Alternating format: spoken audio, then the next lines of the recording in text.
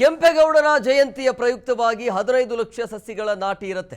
So ಕೆಂಪೇಗೌಡರು ಕಟ್ಟಿರುವಂತ ನಾಡನ್ನ ಹಸಿರೀಕರಣ ಮಾಡ್ತೀವಿ ಅಂತ ವಿಧಾನಸೌಧದ ಮುಂಭಾಗದಲ್ಲಿ ಸಿಎಂ ಡಿಕೆ ಶಿವಕುಮಾರ್ ಹೇಳಿಕೆಯನ್ನು ಕೊಟ್ಟಿದ್ದಾರೆ.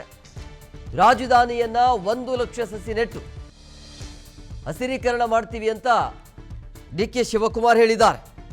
ಸೊ ಹಂಗಾಗಿ ಕೆಂಪೇಗೌಡರು ಕಟ್ಟಿರುವಂತ ನಾಡನ್ನ ಹಸಿರು ಮಾಡಬೇಕು ಅನ್ನೋದು ವಿಧಾನಸೌಧದ ಮುಂಭಾಗದಲ್ಲಿ ಸಿಎಂ ಡಿಕೆ ಶಿವಕುಮಾರ್ ಈ ರೀತಿಯಾಗಿ ಹೇಳಿಕೆಯನ್ನು ಕೊಟ್ಟಿದ್ದಾರೆ.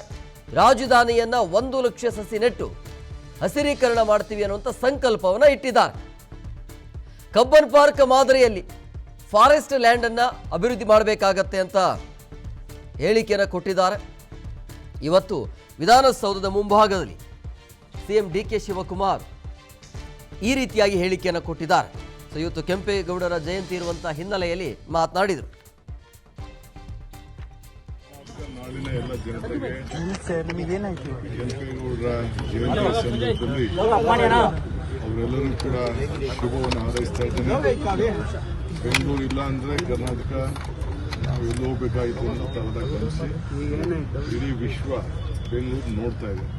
ಕೆಂಪೇಗೌಡರ ಆದರ್ಶ ವಿಶ್ವ ಮಾನವನ ತತ್ವದಲ್ಲಿ ಅವರು ಬೆಂಗಳೂರನ್ನು ಬೆಳೆಸಿದ್ದಾರೆ.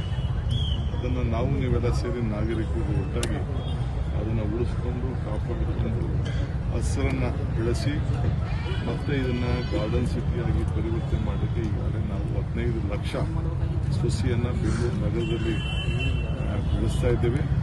ಮತ್ತು ಎಲ್ಲ ಫಾರೆಸ್ಟು ಇಲಾಖೆಗೆ ಸಂಬಂಧಪಟ್ಟಂಥ ಜಾಗಗಳನ್ನು ತೆಗೆದುಕೊಂಡು ಬೆಂಗಳೂರು ನಗರದಲ್ಲಿ ಎಷ್ಟು ಫಾರೆಸ್ಟ್ ಲ್ಯಾಂಡ್ಸು ಸುತ್ತಮುತ್ತಲ ಇದೆ ಎಲ್ಲ ಕೂಡ ಮುಂದಿನ ದಿನದಲ್ಲಿ ಪಾರ್ಕ್ ಆಗಿ ಕನ್ವರ್ಟ್ ಮಾಡಿ ರಾಜ್ಯದ ಜನತೆಯ ಹಸಿರನ್ನು ಉಳಿಸ್ಕೊಂಡು ಯಾವ ರೀತಿ ಕಬ್ಬನ್ ಪಾರ್ಕ್ ಇದೆ ಆ ರೀತಿ ಎಲ್ಲ ಪಾರ್ಕ್ಗಳನ್ನು ಮಾಡಿ ಆದಷ್ಟು ಹಸಿರನ್ನು ಬೆಳೆಸುವಂಥ ಒಂದು ತೀರ್ಮಾನವನ್ನು ನಮ್ಮ ಸರ್ಕಾರ ಚಿಂತನೆ ಮಾಡಿ ಈಗಾಗಲೇ ಆದೇಶ ಕೊಟ್ಟಿದೆ.